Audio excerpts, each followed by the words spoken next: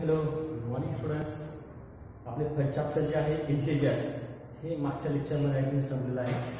त्यामध्ये आपण इंटिजर्स म्हणजे काय, त्यानंतर representing integers all number line म्हणजे संख्या रेषेवर आपण पूर्णांक संख्या कशा दाखवतो ते आपण अभ्यासले होते. Next absolute value of an integer, त्यानंतर subtraction addition of integers, multiplication and division of integers, त्यानंतर जे आपण काही शिकलो होतं का डिव्हिजन ऑफ इंटिजर्स, त्यानंतर प्रॉपर्टीज ऑफ इंटिजर्स. काय लास्टचा जो टॉपिक होता तो काय होता, प्रॉपर्टीज ऑफ इंटिजर्स म्हणजे काही जे पूर्णांक संख्येचे जे काही गुणधर्म आहेत ते आपण आधी अभ्यासले होते. तर आपण असे 6 प्रकार त्यामध्ये पाहिले होते. ओके, तर अशा पद्धतीने आपलं फर्स्ट चॅप्टर जे आहे ते संपलेलं आहे. तर मग सेकंड चॅप्टर जे आहे यामधील ते आहे फ्रॅक्शन्स. काय आहे? फ्रॅक्शन्स. तर second chapter name is fractions. Naveen chapter आपण स्टार्ट करतोय. काय नाव आहे त्याचं? फ्रॅक्शन्स. फ्रॅक्शन्स म्हणजे काय तर अपूर्णांक. काय फ्रॅक्शन्स म्हणजे काय? अपूर्ण अंक. त्याच्या अर्थामध्ये त्याचं मिनिंग सुद्धा आहे म्हणजे काय, अपूर्णांक म्हणजे अपूर्ण असा अंक. म्हणजे तो अंक जो असणार आहे त्याची पूर्ण व्हॅल्यू तिथे समजणार आहे का? नाही, त्याची पूर्ण व्हॅल्यू आपल्याला तिथे समजणार नाही. एक्झॅक्टली त्याची मेन व्हॅल्यू काय आहे, त्याची किंमत काय आहे, तो अंक तरी काय आहे नेमका ते आपल्याला तिथे समजत नाही. म्हणून फ्रॅक्शन्स म्हणजेच काय, अपूर्ण असा अंक. काय म्हणू शकतो मग आपण? अपूर्ण असा अंक, त्यालाच आपण फ्रॅक्शन्स अपूर्णांक असं म्हणत असतो. सो आता व्हॉट इज अ फ्रॅक्शन, त्यांनी आपल्याला क्विक रिकॉल मध्ये म्हणून आपल्याला त्यांनी डेफिनेशन इथे दिलेली आहे. ती डेफिनेशन आपण पाहूया. अ fraction is a number, a fraction is a number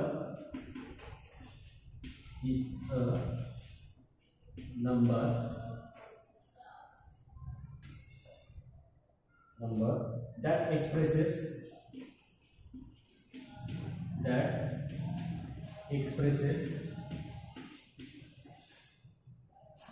part of a group.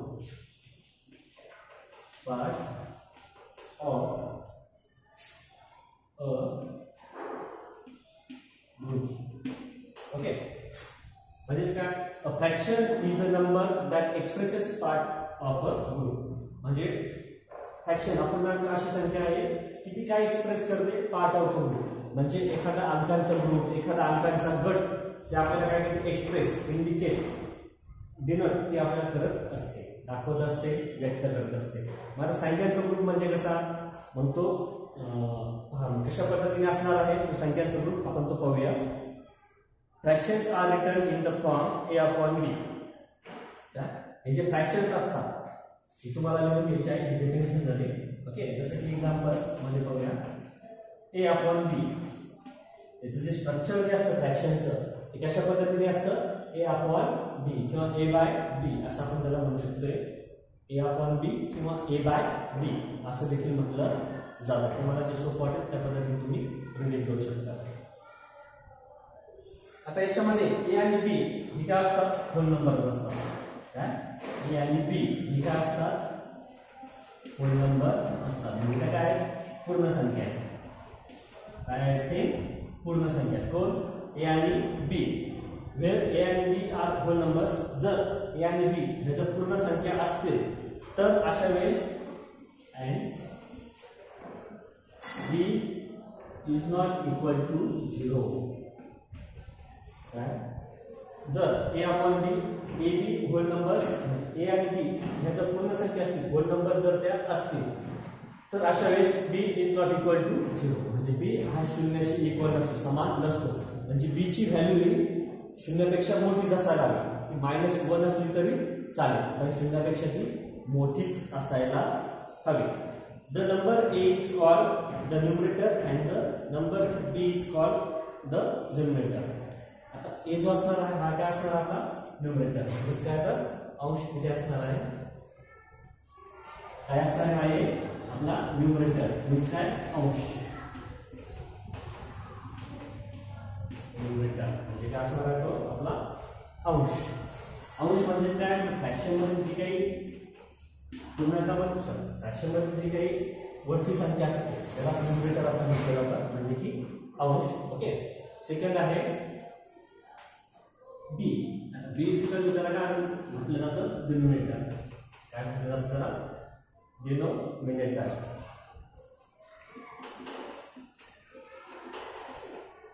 काय म्हटलं जातं त्याला, डिनोमिनेटर. डिनोमिनेटर म्हणजे काय तर छेद. याचा अर्थ काय होतो, छेद. मी जे काही बोर्डवर लिहित आहे ते तुम्ही लिहून घ्यायचं आहे. ओके.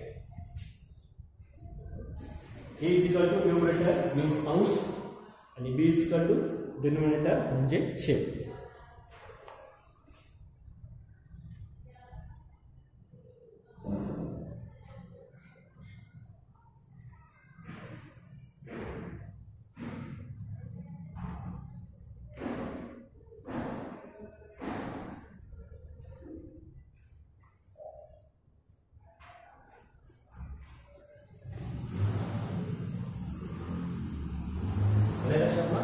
वरची काही संख्या असणार आहे ती असणार आहे न्यूमरेटर म्हणजे अंश, आणि जी खालची संख्या असणार आहे त्याला म्हटलं जातं डिनोमिनेटर म्हणजे छेद. हे झालंय क्लिअर मग तुम्हाला? हो, याआधी पण तुम्ही हे शिकलेलं असतात, त्यामुळे काय त्याबद्दल आपण जास्त माहिती घेण्याची गरज नाही. मग आता जसं की आपण फ्रॅक्शन लिहूया, काय हे एक्झाम्पल्स आपण त्याची लिहूया. काय म्हणून कोणती एक्झाम्पल्स लिहू शकता, 1/2, 3/5, 6/11 एक्सेट्रा. काय आपण फ्रॅक्शन्स मध्ये काही उदाहरणं लिहू शकतो. मग 1/2, 3/5 आणि 6/11 अशी काही उदाहरणं आपण फ्रॅक्शन्स मध्ये लिहू शकतो. Okay. Is that clear? So next point आपण पाहूया आता, types of fractions. Fractions he concept आहे या थिंक तुम्हाला क्लिअर झाले असेल पूर्ण. अपूर्णांक म्हणजे काय असतात, कशा पद्धतीने ते ओळखायचं, न्यूमरेटर डिनोमिनेटर काय आहे. ओके. त्यानंतरचे एक्झाम्पल्स आपण पाहिलेले आहेत, काही कशा पद्धतीचे त्याचे एक्झाम्पल्स असतात म्हणून. सो मग त्याचा जो पुढचा जो काही पॉईंट आहे तो आहे टाइप्स ऑफ फ्रॅक्शन. तो आपण पाहूया.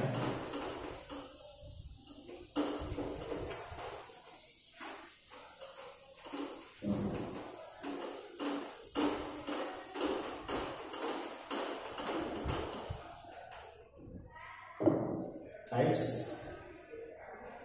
Of fraction. पुढचा पॉइंट आहे आपला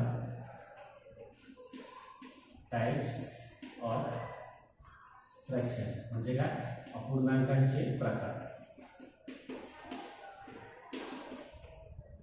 अपूर्णांकांचे प्रकार त्यामध्ये पहिला आहे प्रॉपर फ्रॅक्शन्स.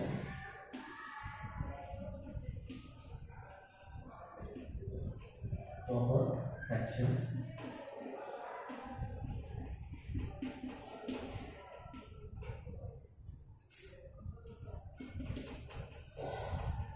Proper fractions.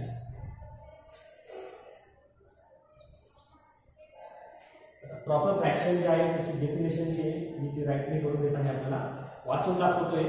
तुमच्या बुक्समध्ये सुद्धा ती असणारच आहे, तुम्ही ती ॲज इट इज जशी तशी लिहून घ्यायची आहे. टाइप्स ऑफ फ्रॅक्शन्स, अपूर्णांकांचे जे काही प्रकार आहेत त्यातील फर्स्ट टाइप आपण पाहत आहोत, the name is proper fractions. त्याची डेफिनेशन जी दिलेली आहे ती पाहूया. Fractions having a numerator less than the denominator are called proper fractions.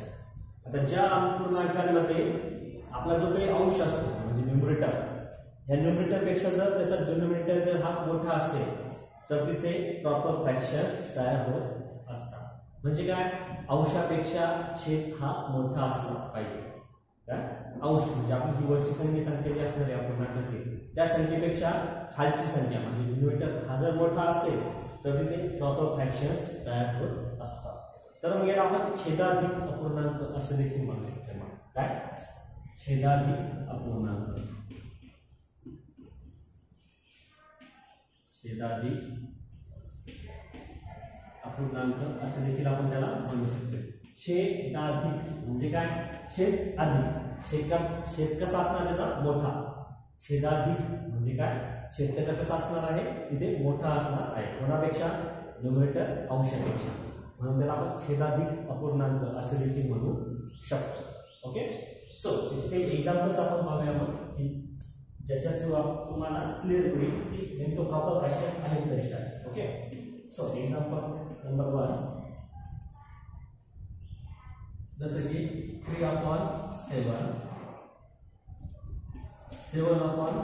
5/21, 13/121 R all proper fractions. तर हे सर्व काय आहे, प्रॉपर फ्रॅक्शनची उदाहरणं आहे. थोडं आपण ऑब्झर्व करूया. आता याचा न्यूमरेटर किती आहे 3, डिनोमिनेटर किती आहे 7. आता न्यूमरेटर पेक्षा डिनोमिनेटर हा कसा आहे, मोठा आहे. म्हणजे प्रत्येक ठिकाणी अंशापेक्षा छेद हा मोठा असणार आहे. इथे 7 13, 5 21, 13 121, 121. म्हणजे प्रत्येक ठिकाणी हे जे न्यूमरेटर जे आहे या न्यूमरेटर्स पेक्षा डिनोमिनेटर हा मोठा आहे. तुम्ही ऑब्झर्व करा सर्व फ्रॅक्शन्सना, त्यावरून तुम्हाला समजून येईल की प्रॉपर फ्रॅक्शन एक्झॅक्टली आहे तरी काय. ओके,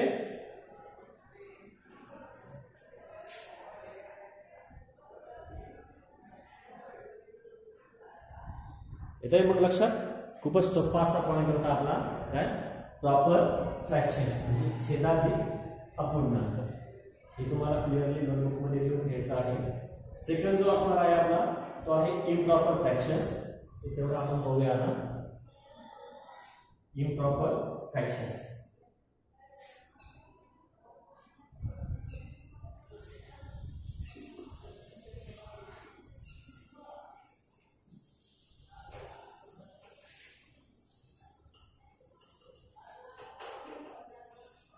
सर्व काही दिसत नाही, तेवढं आपल्याला काही दिसत होत आहे. काही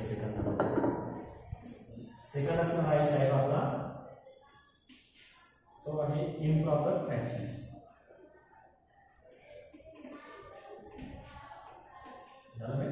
इम्प्रॉपर फ्रॅक्शन्स म्हणजेच काय, अंशाधिक अपूर्णांक.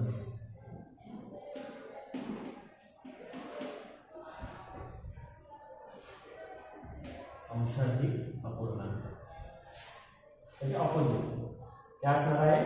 आपला जो काही प्रॉपर फ्रॅक्शन आहे त्याच्या ऑपोजिटच याची ऍक्शन होत असते, ऑपरेशन होत असते. पहा, इम्प्रॉपर फ्रॅक्शन्स, प्रॉपरचं ऑपोजिट इम्प्रॉपर. म्हणून तिथे जर छेदाधिक होता तर इथे काय असणार आहे, अंशाधिक. म्हणजे ते अंश मोठे असणार आहे. सो त्याची डेफिनेशन बघूया. Fractions having numerators that are larger than or equal to their denominators are called improper fractions. ज्या ठिकाणी छेद हा अंशापेक्षा मोठा असतो, काय जो काही आपला डिनोमिनेटर असणार आहे, जो काही आपला छेद असणार आहे तो अंशापेक्षा मोठा असणार आहे. ओके, त्यालाच आपण काय म्हणणार आहोत, अंशाधिक अपूर्णांक. की जिथे अंश हा छेदापेक्षा मोठा असणार आहे. ओके, सो दॅट एक्झाम्पल्स आपण पाहूया. त्याची number 1 12/5, next 6/6, 21/11, 41/20 are all improper fractions. हे सर्व इम्प्रॉपर फ्रॅक्शन्स अंशाधिक अपूर्णांकाची उदाहरणं आहेत. आता यामध्ये काय सांगितलं त्यांनी, fractions having numerator than are larger than or equal to the denominator. म्हणजे काय, हा जो काही अंश असणार आहे हा जर डिनोमिनेटर म्हणजे आता इथे 12/5 म्हणजे अंश जो आहे डिनोमिनेटर हा डिनोमिनेटर पेक्षा मोठा आहे. तर इथे 6/6, 6/6 इथे काय त्यांची व्हॅल्यू जी असणार आहे ती व्हॅल्यू काय असणार आहे 1. म्हणजे न्यूमरेटर आणि डिनोमिनेटर हे जर सेम असतील, सारखे असतील तर ते देखील इम्प्रॉपर फ्रॅक्शन्स मध्ये इन्क्लूड होत असतात. इतकं तुम्हाला लक्षात ठेवायचं की सरांनी सांगितलं होतं की काय, अंशाधिक अपूर्णांक म्हणजे काय, ज्या अपूर्णांकाचा अंश मोठा तो इम्प्रॉपर फ्रॅक्शन, छेद मोठा प्रॉपर फ्रॅक्शन. पण इम्प्रॉपर मध्ये दोन्ही जे काही असणार आहे न्यूमरेटर किंवा डिनोमिनेटर हे जर सेम असतील, दोन्ही जर सारखे असतील तर ते इम्प्रॉपर फ्रॅक्शन्स मध्ये येत असतात. एवढं लक्षात ठेवायचं. 6/6 दोन्ही जर सारखे असतील न्यूमरेटर आणि डिनोमिनेटर ते इम्प्रॉपर फ्रॅक्शन्स मध्ये येत असतात. 21/11, 41/20 म्हणजे इथे काय, सर्व न्यूमरेटर हे जे आहे डिनोमिनेटर पेक्षा मोठे आहेत म्हणून त्यांना आपण अंशाधिक अपूर्णांक असं म्हणतो. अंश अधिक अंश इथे काय असणार आहे, मोठा असणार आहे. ओके, सो आपण इथेच आपलं लेक्चर स्टॉप करतोय. तर तुम्हाला आता फ्रॅक्शन्स समजलं आहे. तर प्रॉपर फ्रॅक्शन आणि इम्प्रॉपर फ्रॅक्शन यांची प्रत्येकी 5 उदाहरणं तुम्हाला द्यायची आहे. खूप सोपं आहे होमवर्क. प्रत्येकी 5-5 उदाहरणं द्यायची आहे आणि याच्याशी रिलेटेड जो काही एक्सरसाइज असेल टेक्स्टबुकमध्ये तर याच्याशी रिलेटेड क्वेश्चन टाइप एक्सरसाइजमध्ये एक्सरसाइजमध्ये विचारले गेले असतील. एक्सरसाइजमध्ये क्वेश्चन तुम्हाला सॉल्व्ह करायचे आहे. माझा तुमचा homework. Okay, so good day and good bye.